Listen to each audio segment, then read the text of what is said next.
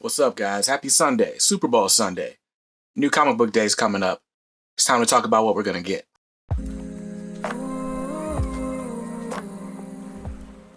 What's up, guys? BJ Kicks here. I buy comics, I read them, and I review them, all for your viewing pleasure. Now, if you're new here, welcome, and if you're not, welcome back. You should definitely hit the subscribe button if you're interested in comic book content, reviews, unboxings, everything in between, and then hit that bell icon so that you're notified when I post new videos. It's pretty much every day of the week. Anyways, this is my weekly series called What Am I Getting?, where we take a look at the books coming out this week.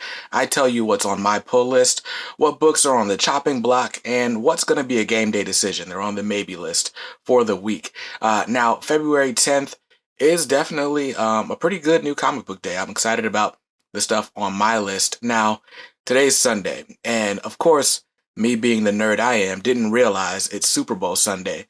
Conventional wisdom would tell me to get this video out as quickly as possible before it gets buried in the algorithm and people searching for Super Bowl ads. If that happened, congratulations to you for watching this. If not, my bad. Better luck next week. But anyway, it's time to take a look at my pull list. And I always start with the book that I am most excited for. And this week, that is Future State Dark Detective number 3. Now, I've been enjoying Future State. I'm a little bit behind, but since this week is so Future State heavy, as every week has been with DC, I figured I'd just take Friday afternoon and just read as much as I could. So I caught up on Dark Detective, and I've really enjoyed it, mostly because, I just love Bruce Wayne, right? I love the original Batman. Nothing against the next Batman. We have a lot in common. But anyway, so yeah, I love the next Batman, but it's just, there's something about Bruce Wayne and his tenacity, him being so tough and like just getting through stuff. So it's really cool to see him dealing with coming back from the dead or really not dying at all, and how he's dealing with the magistrate. And I really like the fact that it's clearly established that Bruce Wayne uses his intellect to solve problems, right? That's the most underrated part about Batman. But anyway, Bruce Wayne has been, basically trying to subvert the magistrate while being off the grid. Really interesting, really cool. I like it. In this issue number 3, he's supposed to be coming face to face with the next Batman, Tim Fox, and they have a confrontation. So we'll see how this goes. What is not really clear is how soon or how far before the next Batman the events of the Dark Detective are, right? Because in the next Batman, he kind of talks about how Bruce might be dead. So anyway, I'm excited to see how this meeting goes and how these two books really work together and how all of Gotham works and what the timeline of this whole magistrate takeover has been. So anyway, I'm getting the cover. Well, actually, I'm not getting the cover A. I really like this Lee Bermejo cover B. And you got, Bruce Wayne and Tim Fox facing off. And Lee Bermejo is just great. He had been doing the cardstock variants for Detective Comics for a while before Future State came out, and I really enjoyed those too, even though I didn't buy them. But they're going to squeeze the extra dollar out of me this week. So if you're getting the cover A, it's got a cover price of $5.99. Since I'm getting this cover B, it's going to cost me $6.99. But whatever. That's how these things go. So continuing with DC Comics, Future State. The next book on my list is Future State Green Lantern number 2. Now, you guys actually saw my review of Green Lantern number 1, Future State, and you know that I enjoyed the backup stories a lot more than I enjoyed the main story featuring John Stewart. But that John Stewart story is wrapping up in this issue. There's only 2 issues in the Future State Green Lantern series. We're also getting a story featuring Teen Lantern, and we're getting a story with Hal Jordan and Green Arrow.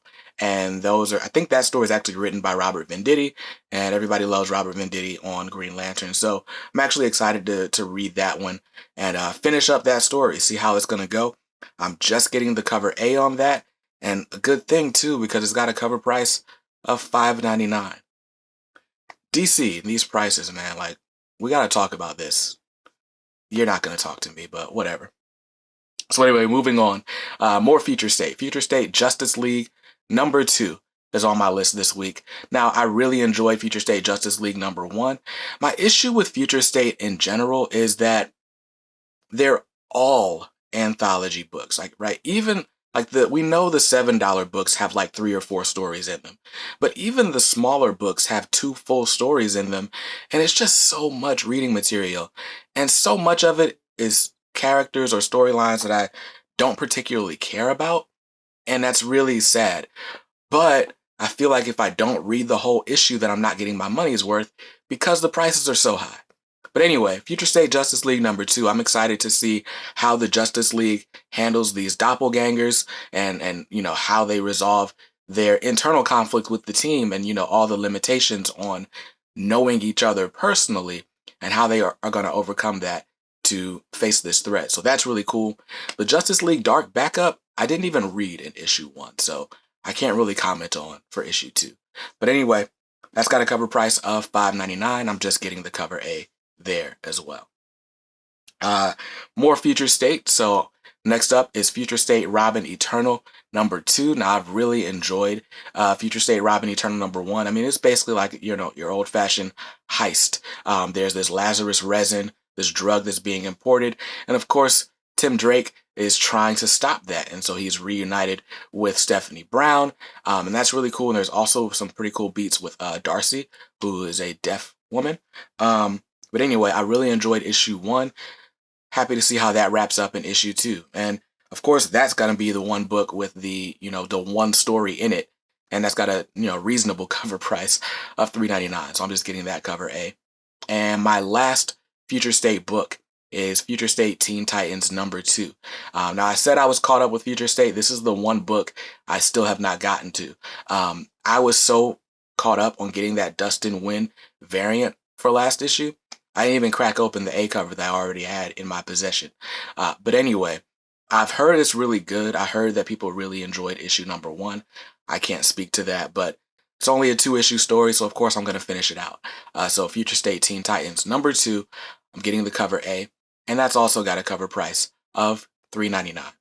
So sticking to the list, my DC list, I've got a cover price, or I got a total for DC of $27. That's my DC running total. So DC really weighing down the pull list there.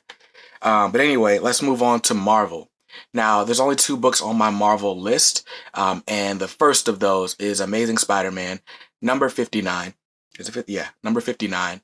I really like the cover A by Mark Bagley, but there's actually a few books that Marvel's got out this week that are going to have this Marvel Masterworks variant celebrating 300 Marvel Masterworks books, I guess.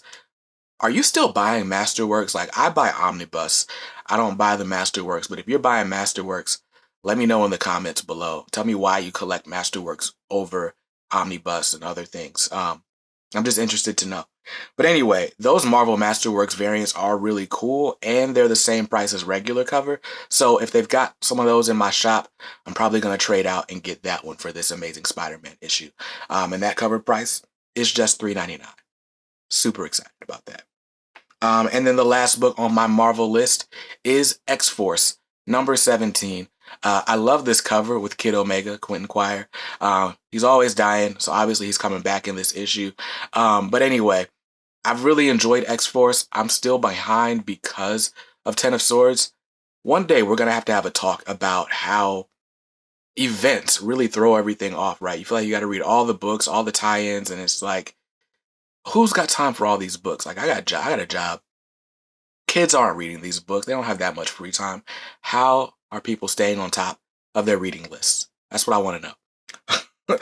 That's enough of my ranting for the day. But yeah, X-Force #17. It's got a cover price of $3.99, and there's only a cover A. So shout out to you, Marvel. So that's it for my Marvel list. And if I stick to that, that is just $8 for my Marvel books this week. Very welcome. Very welcome. Now, my indie list this week, there are 3 titles, and we'll go ahead and get started with E-ratic #3. Now, E-ratic, I've also really enjoyed. Like, you guys know, I read issue 1, and I was like, I don't know, like, I'm not like fully sold, but I'm sold enough to buy issue 2. And honestly, issue 2 is the same thing, right? Like, I feel like we're building up to something really good, but it's just moving a little slow for me. But they're keeping my interest just enough to keep me buying the next issue. And it's only a 5-issue miniseries. So, number 3, I hope really brings or steps up the action or the suspense or raises the stakes, something. So, anyway, E-ratic number 3, I'm just getting the cover A on that. And that's got a cover price of $3.99. The next book on my list is there for ridiculous reasons, but this is Mighty Morphin number 4. Now, you guys have been seeing my videos in the past, and you know that Mighty Morphin and Power Rangers have both ended up on the chopping block at one point or another. I didn't have the heart not to buy them since I had already reserved them, and what they're keeping me with is honestly these covers. Look at that cover A. You got the Green Ranger like being bombarded by the press, like, oh no, no cameras, please, right? That's crazy. So I'm literally getting this book for the cover. You shouldn't judge a book by its cover, but I mean, your comic shop owner will always tell you to buy a book based on the cover, wouldn't he? She? They? They would. So anyway, I'm getting that cover A. It's got a cover price of $3.99. Shout out to my man Keith, because I know he's actually reading these. He can tell us in the comments how the book is actually going. But anyway, so yeah, that's Mighty Morphin number 4. Now, the last book on my pull list this week is Teenage Mutant Ninja Turtles issue 114. I love this cover A by Sophie Campbell. Honestly, Sophie Campbell is doing a lot. She's writing the series, she's drawing the series, and she's doing the cover A's. And honestly, the series is really good because of it. There's not much that I can say about Teenage Mutant Ninja Turtles. I'm about 2 issues behind, but I enjoy it. I enjoy it every time I pick it up, and that's why it stays on the pull list. And it's really the only criteria to be on a pull list, right? But anyway, I'm getting this cover A. I do normally try to go for the Kevin Eastman cover Bs. I'm not going to in this case because I'm trying to keep my costs down. Of course, the camera stopped recording, but anyway, so that one's got a cover price of $3.99, and that's what I'm grabbing. So my indie pull list is just gonna be $12. Really, really good. So if I stick to the list, right? If one of you guys see me at the comic shop Wednesday, you should be like, yo, stick to the list, man. But anyway, if I stick to the list, then I'm only spending $47 this week. And you guys know that's just under my budget of $50. So a great week indeed. Now let's talk about how we got to this total, because there are a couple of books that ended up on the chopping block this week. And there's exactly 2. So the first book on the chopping block this week is Fantastic Four number 29. Obviously, Fantastic Four is written by Dan Slott. Actually, I don't know who's doing the art. I think it's RB Silva on the art for Fantastic Four. And I love RB Silva's artwork, but I'm not reading this series. And we all knew I wasn't reading the series from the beginning. I was only reading these starting with issue 25 because Mark Brooks was doing the covers. And I love a Mark Brooks cover. Do I love a Mark Brooks cover enough to grab a King in Black tie-in issue when I'm not reading the King in Black event? Probably not. And that's why that book ended up on the chopping block. So that saved me $3.99 by not picking up Fantastic Four number 29. Now, the next book on the chopping block, I hate to say it, is Wolverine, Black, White, and Blood number 3. Now, this one, if you guys saw my book, my video last week, I was about to say, I don't know if you saw my book, but anyway, last week, you guys know I didn't pick up the Batman Black and White number 2 for a couple of reasons. One is it's an anthology book, and with Future State going on, there are so many anthology stories. I feel like my brain cannot keep up with everything that's coming out. So I had to drop Batman Black and White, especially since there's no colors anyway. It's just extra brain power for my head to process. Wolverine, Black, White, and Blood is getting the chopping block treatment for the same reason. I just don't need to read 5 stories at a time. I don't care how good the artwork is. I know Kubert's got stories. I know there's a lot of really talented artists in this book, but there's just so much to read these days, and I can't justify paying more for this than I would for a regular story. With that $4.99 cover price, had to save that $5. It would be useful somewhere else. I can buy, another Dunkin' Donuts coffee since this one's empty. But anyway, so Wolverine, Black, White, and Blood number 3 it hit the chopping block this week, and it saved me $5. So That's cool. Now, even with all that, even with chopping up these issues to get back to, my regular budget, there's still a couple titles that are on the maybe list, things that I'm looking out for that I'm going to make a game day decision on. The first of those from DC Comics is Rorschach, #5. Now, you guys know I'm not reading Rorschach. I've been picking it up mostly for the covers, and it's the same in this case because I'm looking at this B cover by Dennis Cowan, and I'm like, yo, it's Dennis Cowan, right? It's Black History Month. It's Dennis Cowan, right? Dennis Cowan might be one of the most acclaimed Black artists in comics ever, right? The co-creator of the Milestone universe, right? He drew Hardware. He did the character designs for the entire Milestone universe. And he had a phenomenal run on The Question with Denny O'Neil, right? And of course, Rorschach is directly inspired by The Question. So it only makes sense for him to do a Rorschach cover. It only makes sense. And that cover is dope. Is it dope enough for me to pay $5.99 for it? Probably. I'm probably going to do it. And that's why it's on the maybe list. So that one's on the maybe list, and it's got a cover price for that variant of $5.99. Those cardstock variants always get you for $1 more. Now, the next book on the maybe list this week is a brand new title from Image, I believe.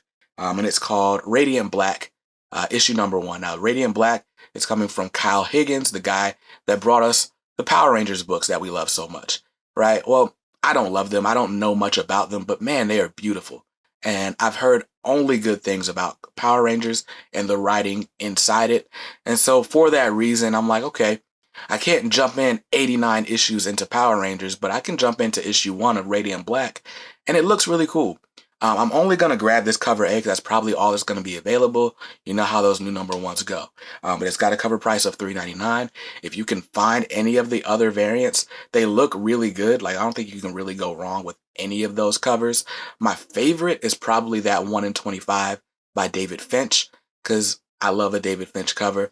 But I'm at the point in my comics buying journey where I can't keep justifying spending more than cover price on a regular floppy issue, right? I need more than just the badge of honor that comes with having a book in my short box, right? Because it's not doing us any good in the short box. Now, is it? No, it's not. Who knows? When I get in the new space later on this year, maybe I'll rethink that because I'll have wall space to hang these books up.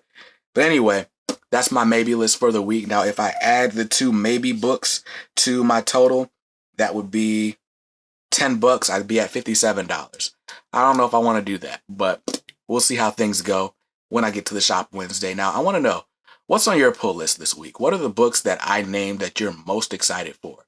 What are the things that I'm not reading that you're most excited for? And what are the things that you're like, yo, you should not read that book? Just drop it. Drop it right now. Because I need that intervention. So let me know in the comments below. By the way, shout out to the Premiere Squad. I know I waited till the end of the video to do that, but go ahead and give me a fist if you are in the fist emoji, of course.